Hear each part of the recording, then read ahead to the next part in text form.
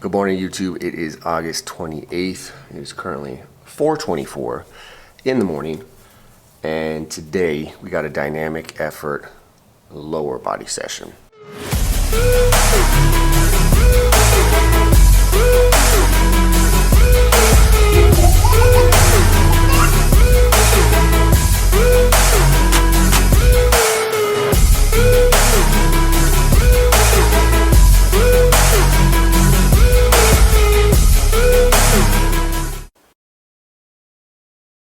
So I weighed in this morning at 210.7, which again, right now I'm in basically the phase where I'm trying to find out my maintenance calories. So I'm consuming pretty much around 2,700 calories a week to try and figure out where I'm at.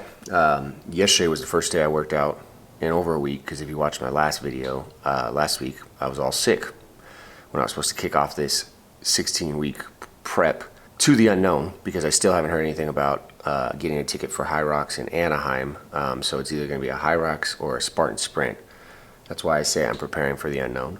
But yesterday's workout was just arms, and then I did a Metcon at the end, a little like 12-minute Metcon, and my heart rate got jacked up. It was very hard for me. I think it's because I've been off for a week, and then breathing-wise, I'm still a little congested. Today I feel pretty good though, so today I might be over it. The thing is though, I have my DECA mile on Saturday, and based off my Metcon yesterday, how I felt, Saturday is going to be very interesting because I don't know how well I'll do. As of right now, I'm still going to do it just to kind of test, but that's pretty much where I'm at. And then today I got a phone appointment with Kaiser to figure out what's going on with my lower back, possibly get an MRI, because when I went to the physical therapist, they basically said that I have good range of motion, I have good strength, and they don't think they could do anything to help me improve my lower back issue. So we will see. But anyways, I'm gonna sip on my pre-workout, do my morning routine, and then jump into the dynamic effort lower, which I'll explain as I go through it. So let's get the day started. So I start every workout out with basically dynamic warm-up. Got some leg swings in there, really trying to open up my hips, especially since I have lower back issues right now. So just a way to warm up. Once I'm done with that, then I'll put on basically, I don't know what this is called, I think it's called the slingshot or something. Basically I just do like 10 steps forward, 10 steps backwards. And again, this is really just to activate the hips, the glutes, get everything firing and primed right before I jump into the actual first exercise. First exercise is going to be a 5x5. It's going to be seated box jumps, supersetted with 5 reps. So I'm going to go 5 reps of seated box jumps straight into 5 reps of dynamic effort back squat. So you take about 40% of your max back squat. So it's obviously very lightweight, but the point of today's workout is really to go light but move the weight as fast as you possibly can. So if you feel like you're not doing it fast, then that's a dead giveaway. The weight's too heavy. So this one you really got to check your ego at the door, because the weight is supposed to be very light, since you are focusing on moving the weight as fast and as quickly as possible. So the point of the seated box jumps is to basically prime your nervous system, get your legs ready, get them explosive, and then jump into the 5x5 of the back squat. So you start with the seated box jumps, you do 5 reps, and then immediately into 5 reps of back squats. That's one set, and you got 5 of those. So that's going to be the first exercise for today. Once those were done, then I did basically seated broad jumps. So the same concept, you do 5 reps, and then once you are done with your 5 reps, you're going to go into 6 to 8 reps on deadlifts. And again, you're trying to move the weight as fast as possible, really focusing on being explosive. The weight, again, is very light. It's only 95 pounds, so I'm really just focusing on, as soon as I start, really exploding through my hips and popping up as fast as possible. And then that's one set, and you got 5 of those. So it's you got 4 of those. So it's the same concept of the back squats. So 4 sets, supersets. You do broad jumps, 5 reps, and then straight into deadlifts, 6 to 8 reps. Once those are done, then you go into just Bulgarian split squats. Again, you want lighter weight. You're going to try to move this as fast as possible. You got 5 sets of 12, so a lot of volume. But you can see I actually started with 25s, and I did not feel like I was going fast enough. So I ended up actually dropping the weight. Again, you got to check your ego.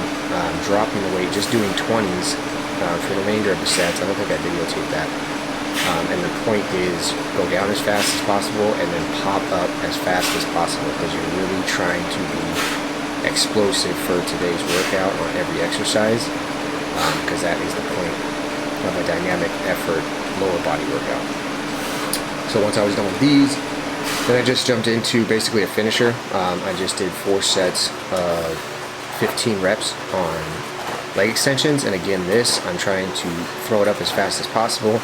Try to get like a 1 second squeeze at the top, just to get the blood pumping, kind of get that hypertrophy kind of feel, and really good way just to kind of finish off the workout. I like obviously squeezing and pumping as much blood into the leg as possible.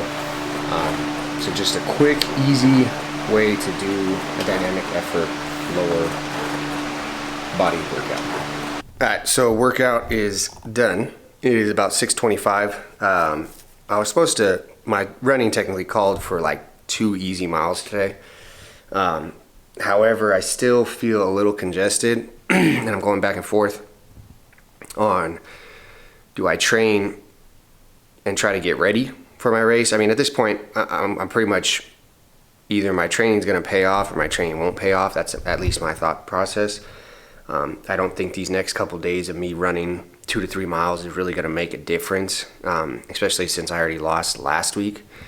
So I don't really want to push it, because like I've said, I've talked about this in the past. When I start feeling better, I go straight back to my workout program, all in 100%, and it prolongs my sickness.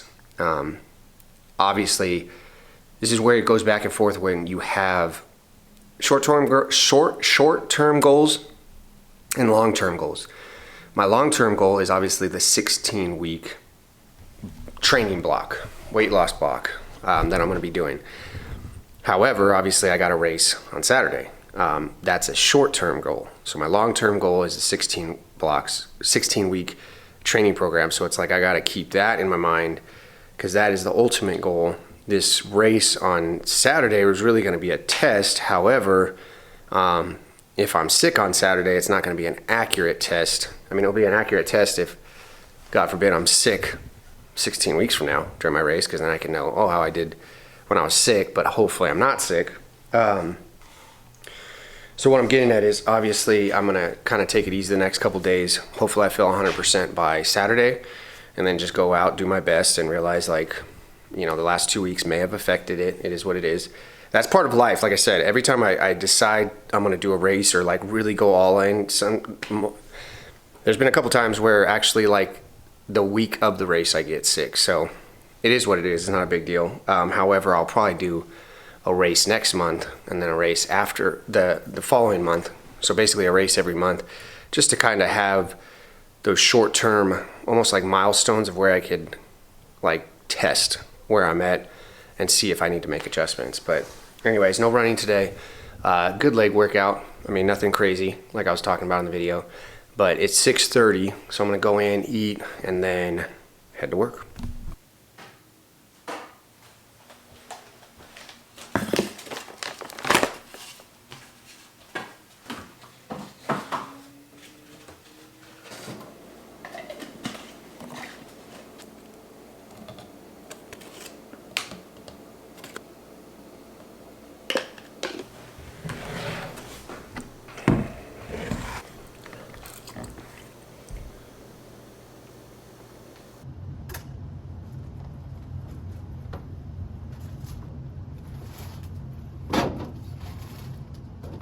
Oh.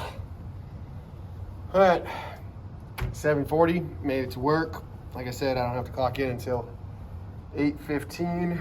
So just gonna kind of get ready for the day as of right now. My lower back is not feeling too hot right now, but it might have just been because I did some legs this morning. That's what I'm hoping, but we'll see how the day progresses. Today's a shorter day, so the kids don't have to, or the students don't stay until 3:16. They get out at like 2:12 or 2:22 or something. And then we have a teachers meeting after school.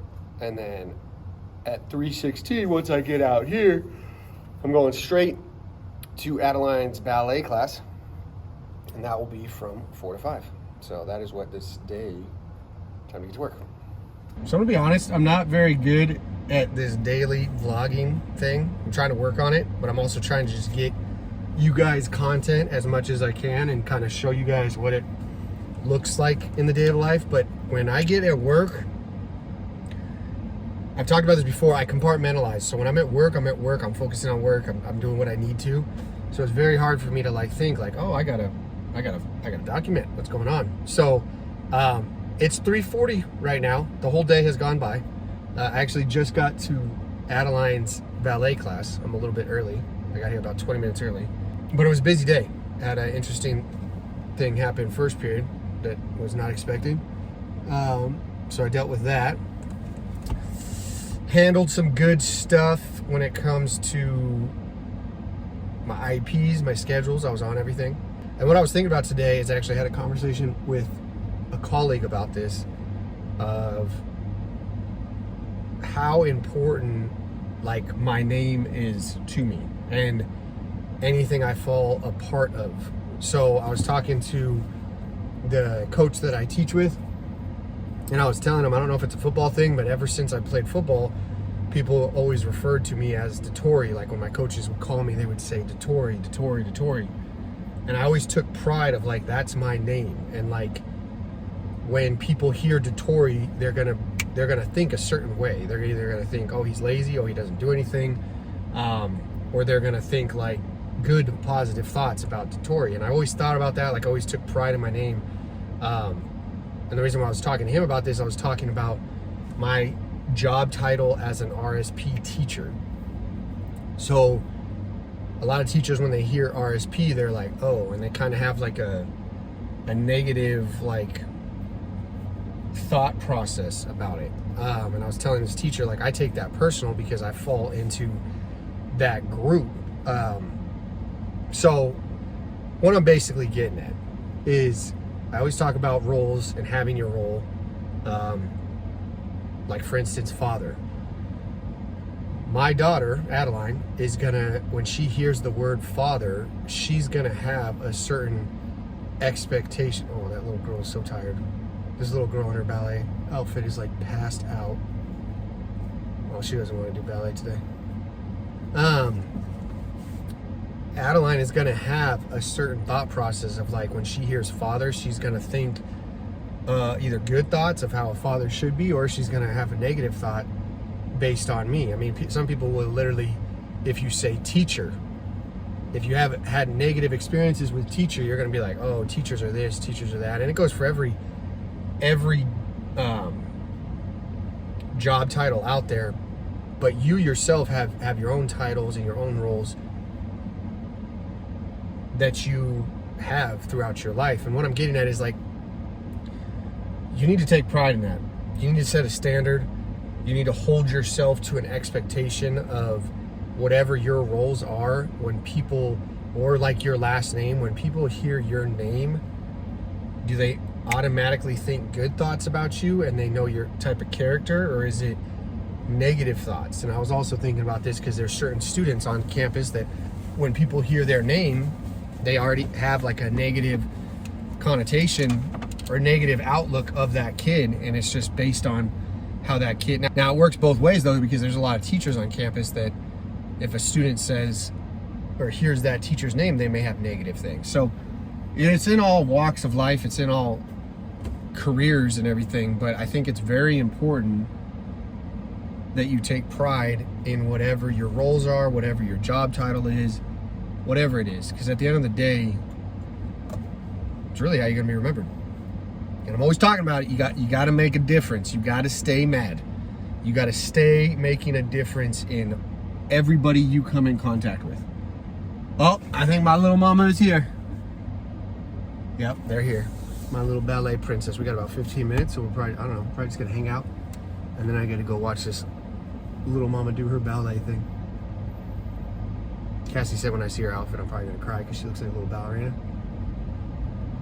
I don't really want to cry because I almost cried the first time I saw her do her little class. Cassie's like, I think I'm gonna cry. I said, you better not cry because I'm not gonna cry in front of all these random people. Too tough for that. All right, let's go see what she looks like. Is that my Chuckatuna? You look so cute. You look like a little ballerina. Are you ready for your class? Ooh, it's nice and cool in here. I'm gonna hang out of here. So it is 7:22, which means I'm about to get ready to go to bed and do this all over again tomorrow. So got home from ballet, spent time with my wife, my daughter, watched our shows, and now we're just doing our nightly routine of getting ready for go to bed because tomorrow I gotta wake right back up at 4 o'clock in the morning.